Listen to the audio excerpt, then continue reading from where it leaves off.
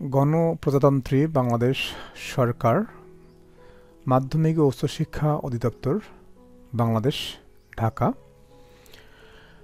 বিষয়: মাধ্যমিক ও উচ্চশিক্ষা অধিদপ্তরের আওতাধীন এমপিভুক্ত শিক্ষা প্রতিষ্ঠানের স্কুল ও কলেজ শিক্ষক কর্মচারীগণের এমপিও এর অর্থ G2P পদ্ধতিতে EFT এর মাধ্যমে প্রেরণের লক্ষ্যে তথ্য হালনাগাদ সংক্রান্ত সূত্র।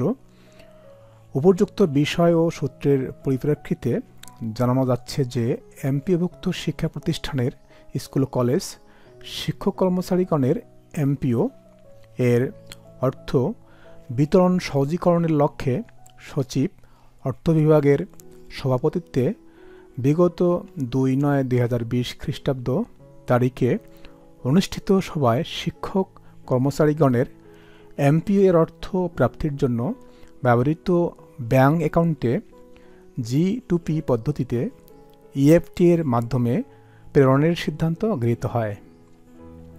ইতোমধ্যে অনলাইন এমপিও সিস্টেমে প্রয়োজনীয় আপগ্রেডেশনের উদ্যোগ নেওয়া হয়েছে। মাধ্যমিক ও উচ্চশিক্ষা অধিদপ্তরের আওতাধীন এমপিভুক্ত শিক্ষা প্রতিষ্ঠানের স্কুল ও কলেজ শিক্ষক কর্মচারীগণের এমপিও এর অর্থ EFT এর মাধ্যমে প্রেরণের ক্ষেত্রে শিক্ষক কর্মচারীগণের নিম্নবর্ণিত তথ্য সঠিক থাকতে হবে। 1. শিক্ষক কর্মচারীগণের জাতীয় পরিচয়পত্রের নম্বর। 2. এসএসসি দাখিল সমমান সনদ অনুযায়ী শিক্ষক কর্মচারীগণের নাম। এসএসসি দাখিল সমমান সনদপত্র, এমপিও শিট ও জাতীয় পরিচয়পত্রের নাম একই রকম থাকতে হবে। 3. যে সকল কর্মচারীর এসএসসি দাখিল সমমান সনদ নেই তাদের সর্বশেষ শিক্ষাগত যোগ্যতার সনদ, এমপিও শিট ও জাতীয় পরিচয়পত্রের নাম একই রকম থাকতে হবে। 4. ব্যাংক হিসাবের নাম শিক্ষক কর্মচারীগণের নিজ নামে থাকতে হবে। 5. ব্যাংকের নাম, শাখার নাম ও রাউটিং নম্বর। 6. শিক্ষক কর্মচারীগণের ব্যাংক হিসাব নম্বর, অনলাইন ব্যাংক হিসাব নম্বর 13 থেকে 17 ডিজিট। 7. শিক্ষক কর্মচারীগণের জন্ম তারিখ। 8. শিক্ষক কর্মচারীগণের বেতন কোড ও বেতন কোডের ধাপ। 9. শিক্ষক কর্মচারীগণের মোবাইল নম্বর।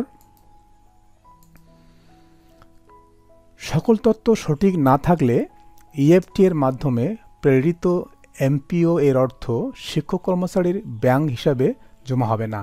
উল্লেখিত তথ্যসমূহ প্রতিষ্ঠান প্রদানগণের মাধ্যমে অনলাইন সংগ্রহের জন্য মাধ্যমিক ও উচ্চশিক্ষা অধিদপ্তরের ওয়েবসাইটে শীঘ্রই এমিস সফটওয়্যারের লিঙ্ক সহ প্রয়োজনীয় নির্দেশনা প্রদান করা হবে।